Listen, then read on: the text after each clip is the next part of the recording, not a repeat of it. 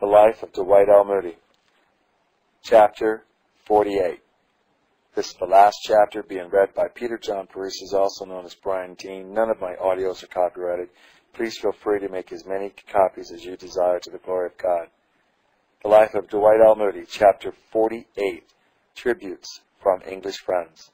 Volumes, many and large, will be required to reproduce the tributes that have been received from sympathetic friends. 2 only are here presented, and these from close associates of latter years, who were particularly near to Mr. Moody. By Reverend F. B. Meyer. D. L. Moody always reminded me of a mountain, whose abrupt, bold front, scarred and furrowed with storm, forbid the tourist, yet soft valleys nestled in its mighty embrace, and verdant pastures are watered by the waters that furrow the summit. He was preeminently a strong man. His chosen friends were men. He was happiest when giving his famous address on sowing and reaping to an audience of men only. Strong natures were strongly influenced by him. If a number of his friends were together, their conversation would almost inevitably turn on Moody, and if he entered any group, he would at once become its center, to whom all thoughts and words would turn. All who knew him intimately gave him reverence as an uncrowned king, though his crown, like that of the Hughes, was of iron. Nothing short of an indomitable resolution and will-power could have conducted the uncultured, uneducated lad from the old shanty in Chicago to the Opera House in London, where royalty waited on his words, wrunged, tears full of mother wit, direct and sharp as a two-edged sword. For all the man was, so he spoke. For as the man was, so he spoke.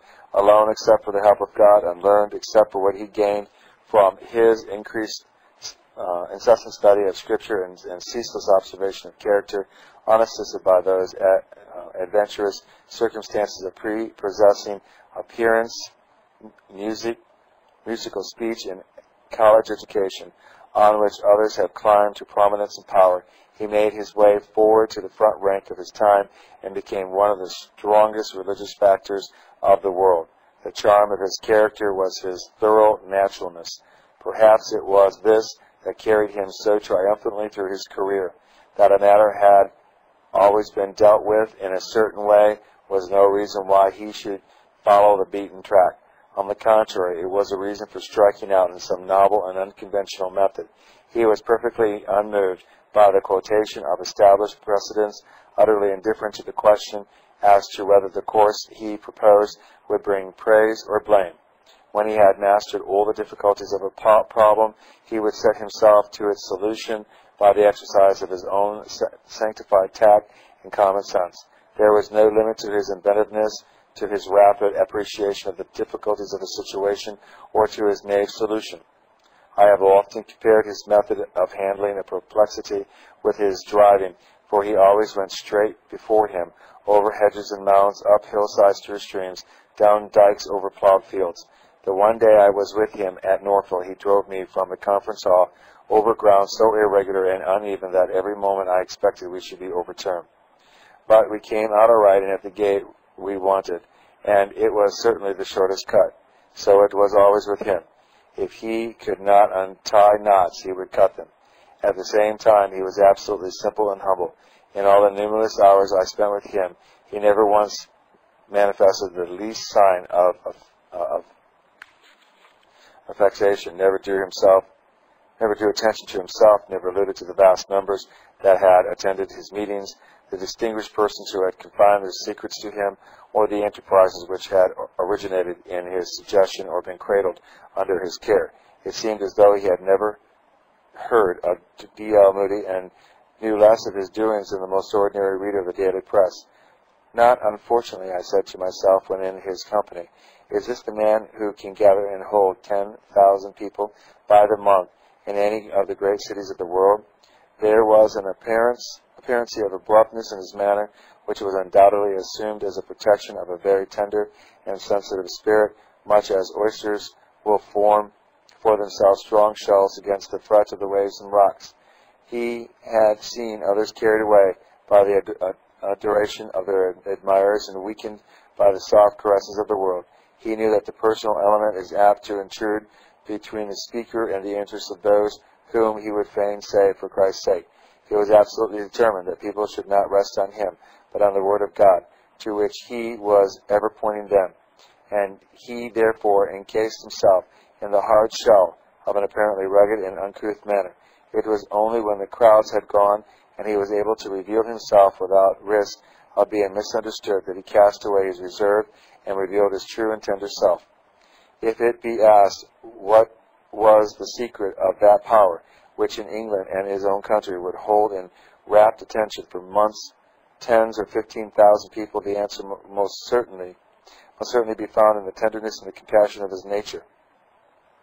That he could tell a good story, call forth ripples of laughter by the touch of quaint humor, narrate Bible stories as though he were personally acquainted with the actors, or had witnessed the occurrence in his travel, were as the small dust of the balance compared to the pathos which trembled in his voice and moved vast audiences to tears. His power was that of the heart rather than of the head. While as he was speaking, his hand was on the pulse. He was counting heart throbs and touching those deep elemental emotions of the heart which clustered about mother, father, home, bereavements, heaven. He was more thoughtful of others than any man I have ever known. How often have the meetings in Northfield been interrupted because some shabbily dressed person hadn't a seat? How many times all the comforts of his home had been freely offered to some sick or friendless student? Whatever trouble befell anyone in the town of Northfield seemed to be Mr. Moody's, and his well-known buggy would be seen making its way to the home of bereavement or affliction with some kindly inquiry or elevation. It was because of the acts of this that when his mother died some 5 years ago, the Roman Catholic element in the community asked that one of their number might lead the horses that bore the bier, a request which, of course, was readily granted. The most pathetic revelation of D.L. Moody was made last August at Northfield, when all through the long summer days his little grandchild, whom he loved passionately, was dying. Again and again he asked me to beg the people not to express their sympathy when they met him, lest it should break him down altogether, and how the strong frame would shake with convulsive sobs as we prayed that her life might be spared. God, however, knew better, and took the little one home, that she might be there in time to greet the strong, true nature that loved her so sincerely, when in turn his servant was called to enter his reward. I never guessed the intensity of his tenderness till I saw him with his grandchildren. He used to drive them about in his carriage or carry them in his arms. One of the most striking incidents in my memory was when he stood with them beside his mother's grave in a summer sunset and asked us to pray that they might be in the coming century what she had been in this. And when little Irene was dying, he used to be on the watch below her window to keep all quiet, would steal down from the meetings to hear the latest news, would be the nurse and playmate of her little cousin, that all might devote themselves to the chamber of sickness. So touched because a little child had set the invalid a pet lamb. How moved he was as he saw it together. He was a great Christian strategist, and never so happy as when organizing some great campaign, like that during the World's Fair at Chicago, when he occupied the largest halls in that city with evangelists gathered from all parts of the world, or when in the later years he promoted the distribution of Bibles and the holdings of evangelistic meetings among the American soldiers in Cuba. He was the Von Moltke of the religious world in the United States. He would lay plans for the winter campaigns in such a city as New York or Boston, would engage some large central building and hold 2 or 3 meetings a day, interesting reporters and gaining the attention of the press, working out presently into new quarters of the city, until the whole community had felt the impact of the religious momentum communicated through him. Ministers would open their churches and respond to his appeals for help. Lists of converts would be furnished to the several churches, and the whole campaign would be so contrite as to increase the zeal and activity of the churches that had ranged themselves under his leadership. He was absolutely fearless. I remember one occasion when he felt it laid on his heart to speak some unpalatable truths to a number of ministers and others. Before me, as I write, is the large circle that sat around his spacious dining room in the summer evening, the monument of ice cream which he carved with such precision. and then the direct, unvarnished words which wounded deeply that a better condition of soul life might be introduced. Whether in a crowd or with an individual, he never, to win a smile or avoid a frown, swerved a hair's breadth from what he thought right. As a conversationalist, he was charming. He would sit on the porch of his unpretending but comfortable house, overlooking the lovely landscape, telling story after story of marvelous conversations. One day, for instance, a gentleman drove up as we were talking, and he told me that he had won him to Christ when quite a lad by a conversation on the roof of a Chicago hotel, that being the only quiet spot he could find for his purpose. Or he would recall reminiscences of men whom he had known. He had a great fund of information about agriculture and had traveled widely and observed shrewdly, was in keen and close touch with the great religious movements of the time, and was especially fond of asking questions of any one who seemed likely to communicate reliable information. His was a triumph homegoing, and as the story of it has spread from land to land, it has stirred thousands of hearts to a deeper and more entire consecration to the service of Jesus Christ. His voice is hushed. His heart has ceased to beat. He has left a great void behind him, but he has already entered on higher service, and in the foremost ranks of the sons of light, his strong and noble spirit is still abounding in the work of the Lord, where neither weariness nor pain can feather or slacken by celestial ardor. I count it almost the greatest privilege of my life to have known him so well. By Reverend G. Campbell Morgan. My personal acquaintance with Dwight Moody was not of long duration according to the measure of the calendar, he says. If, however, we should count time by heart throbs, then I may claim to have known him, for it has been one of the greatest privileges of my life to have come very near to him in the ripest years of his life. I first saw him in 1883 during his second visit to Birmingham. Bingley Hall was being crowded daily with eager crowds who had come by train from the whole surrounding district. Once only I spoke to him. The impression of those days, therefore, is that of the man in the midst of the rush of work. No detail of arrangement escaped his notice. A vacant seat, the opening and closing of doors, a tendency to drag the singing, all those he noted and rectified. Yet he was by no means a man who cared for detail's sake. The supreme passion of his life was the winning of men for Christ, and no detail was insufficient that would hinder or help. Two pictures of those old days were deeply engraved in the tablet of my memory. The first picture is that of Moody as a prophet, and the vast audience, numbering at least 20,000, were hushed, subdued, and overawed. Knowing the terror of the Lord, he persuaded them. I dare affirm that thousands of people stood face to face that evening with the awfulness of their sin, startled and smitten. The only picture is that of Moody coming to the close of an address and the king's invitation to the marriage supper of the Lamb. The graciousness of that invitation had possessed him that night with new force. The deepest fountains of his nature were touched, and he stood before the great crowd, moved with his master's compassion, pleading with tender urgency and fine patho. A strong man moved to tears. At last he cried, "Let those who will accept the invitation say, 'I will.'"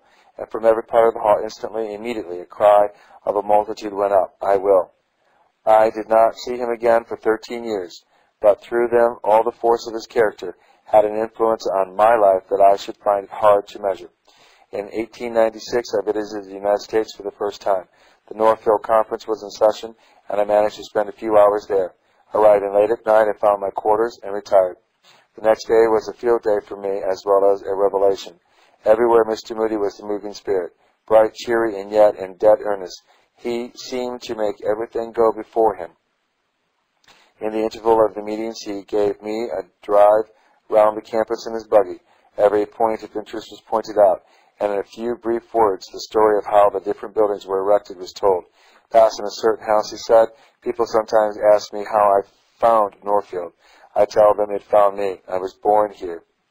Suddenly, he pulled up his horse to speak to a group of children. "Have you any apples today?" he said. "No, Mr. Moody," they replied. "Then go down to my house and tell them to give you all you want." Away they went, and so did he, both happier. Down a narrow lane he drove next, and through a gate to where a man was at work in a field. "Bigelow," said Mr. Moody, "it's too hot for you to work much. Half a day's work for a day's pay, you know, while this heat lasts." I sat by his side and watched and began to understand the greatness of the man whose life was so broad that it touched sympathetically all other phases of life. After the evening meeting, at his invitation, I gathered with the speakers at his house. Then for the first time I saw him in a new role, that of the host. He sat in his chair at the head of the table, directed the conversation, and listened with the patience and simplicity of a child to every word that others spoke. That night the talk turned on the most serious subjects, the inner life of the people of God and its bearing on the work of the churches among the people. As we departed, I went to bid him goodbye, as I was to leave by an early train on the morrow. "Oh," said he, "I shall see you in the morning. You are to preach at 10 o'clock. That was my first notice. What did I do? I preached as he bid me, as other and better men has ever been glad to do. That was his way. After speaking next morning, I hurried away. But in that brief stay, Moody had become more to me. Strong, tender, considerate. From that day, I more than revered him. I loved him. I looked upon him as one of God's choicest gifts to the church and the world during this century, now drawing to a close. His value will never be rightly appreciated here, where the view is partial and transit. Yonder in the perfect light, we shall know. To some of us, heaven is more to be desired today for his presence there, and earth is more to be loved for the great love he lavished upon it. Oh, the gap! Yet he would not have us dwell upon his removal, but upon the abiding presence of the Lord he loved and served. He has entered on the higher service. It is for those of us who remain to tighten the girdle and take hold afresh of the work of God's today. Presently we shall meet him again in the light of the glory of the Lamb, and then certainly we shall love him more than ever. End of the book, The Life of Dwight L. Moody, written by his son, copyright 1900. This was read by Peter John Parisi, also known as Brian Dean. The audios are not copyright. Please feel free to make as many copies as you desire to the glory of God.